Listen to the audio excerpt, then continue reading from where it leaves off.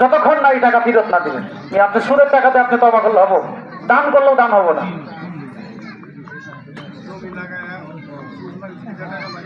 এটা করা যাবে না, খেয়াল রাখেন। এখন যদি আপনি সন্তান হয়ে যদি আপনার মায়ের সাথে জেনা করেন, আপনি কপাল পরা মুসলমান, আপনি করেন, এত আমার অসুবিধা নাই। আমার দায়িত্ব বলার বলছি, এখন মানার দায়িত্ব আপনার। আমি কথা বলবো হাদিস কোরআন থেকে, কার লাগবে কার যাবে দেখার বিষয় না। কারণ এই মিম্বর রেখে যাওয়া রসুলের আমানত। আমি কাউরে তেল মাইরে এখানে ইমামতি করতে আসবো না। আমার যদি সভাপতিও ঘুষখা, আমি ওনাকেও ধরবো। যদি সেক্রেটারি কেশিয়ার যাই হোক, কমিটি বৃন্দ, ওনারাও যদি সুদ ঘুষমত থাকে, আমি কথা বলবো, লাগুক ফাটুক দেখার বিষয় না। আপনারা ঠিক আছেন তো সবাই আমার সাথে?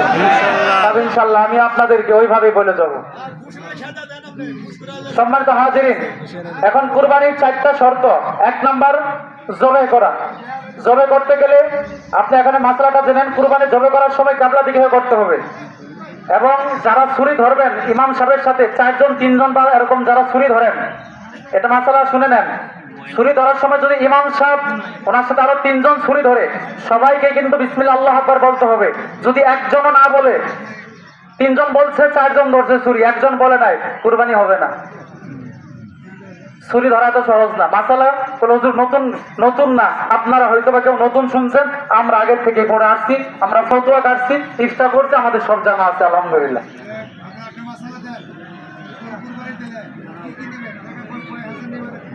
যে এখন এটা যাবো, 4টা শর্ত মত আছে। তাহলে যারা ছুরি ধরবেন সকলেই আপনার বিসমিল্লাহ আল্লাহু আকবার বলবেন, ঠিক আছে? কিবলা দিকে হয়ে করতে হবে।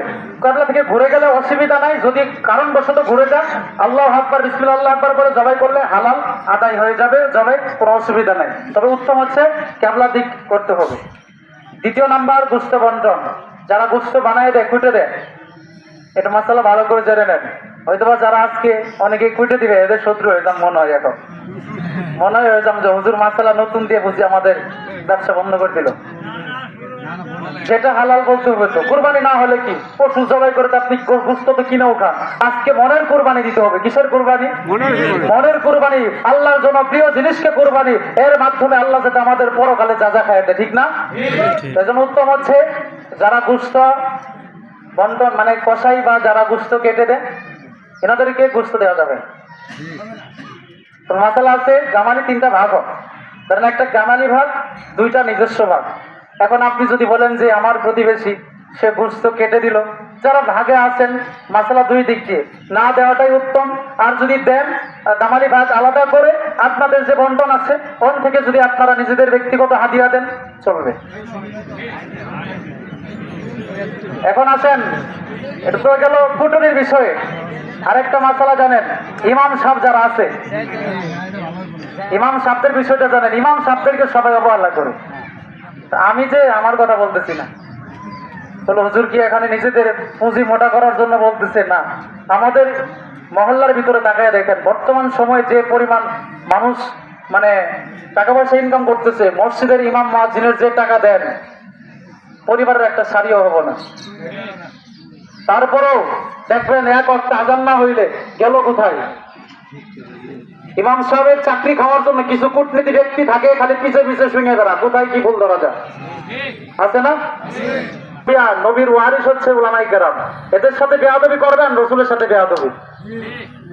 এদেরকে সম্মান করেন, নবীকে সম্মান। এদেরকে মেহমানদারি করেন, আল্লাহ নবীকে মেহমানদারি করা হবে। এজন্য যারা জবে করবে ইমাম সাহেবদেরকে অন্তত আপনি লাখ অনেকে পলায় জায়গা দেয় না, কিছু টাকা দিতে ওই সময় অভাব, মসজিদ মাদ্রাসা হুজুর এদের কাছে গেলে অভাব, যে দিন চলে না, অথচ ওই ব্যক্তি ভালো চলে। জবে করতে গেলে ওনাকে খুশি করেন।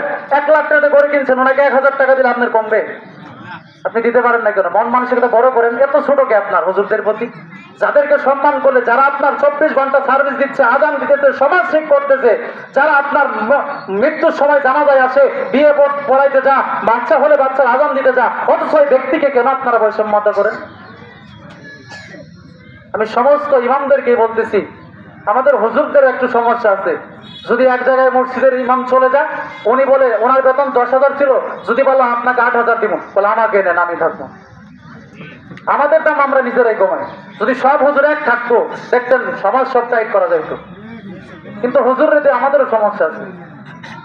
তো আমি আপনাদের এই ৮ সমাজের যে ইমামগুলো আছে, অন্তত আপনারা গরু এত দামি গরু কিনে জবাই করতেছেন ১৫০০ দিয়ে দেন। আর যদি বলেন যে না আমাদের এই প্রথা নাই, এখন থেকে চালু করেন।